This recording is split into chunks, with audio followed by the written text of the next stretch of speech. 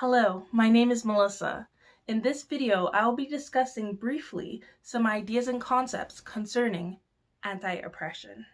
For the purpose of this video, we will define oppression as the unjust use of power. Once again, the unjust use of power. So you may be asking yourself now, how is anti-oppression relevant in your life?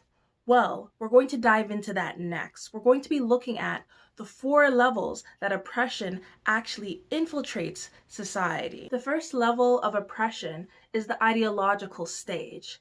So specifically, we are looking at social constructs, ideas about people, myths, stereotypes that we hold in society that come to be normalized and seen as truth that impact the way society interacts with individuals, communities, and various groups.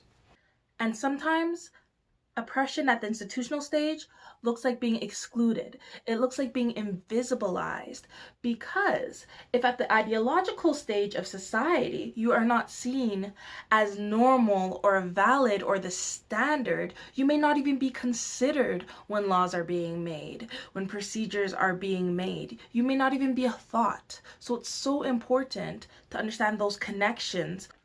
The next phase is the interpersonal phase. In this phase, we have folks that are enforcing and acting out actions from the institutional phase, whether that be policies, enforcing laws, procedures, or anything that falls under that umbrella. It is happening at the interpersonal stage. And all those things are reinforced by the ideologies.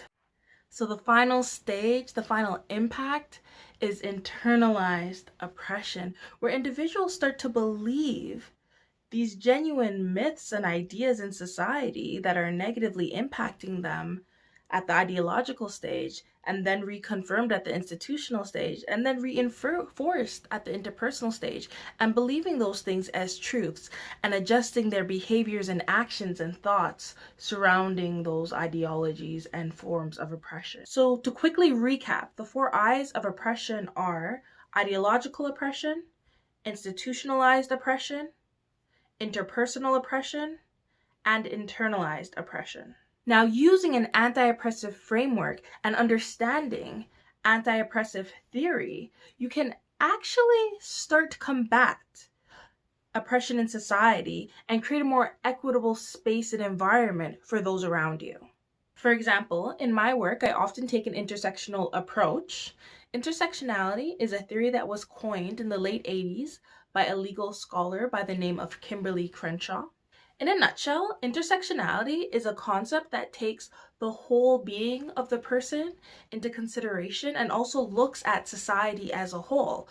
So, for example, it may look at different aspects of an individual's identity and how they may interact over different times and spaces to influence the person's experiences in society. Overall, anti-oppression is so important for everybody, and especially those in power, professors, healthcare practitioners, counselors, doctors, teachers, police officers, everyone. Anti-oppression is for you. It's for me, it's for you, it's for everyone, because you have influence, you have power, and it's so important to have these theories and knowledge and background to be able to properly support everyone in society so nobody gets left behind.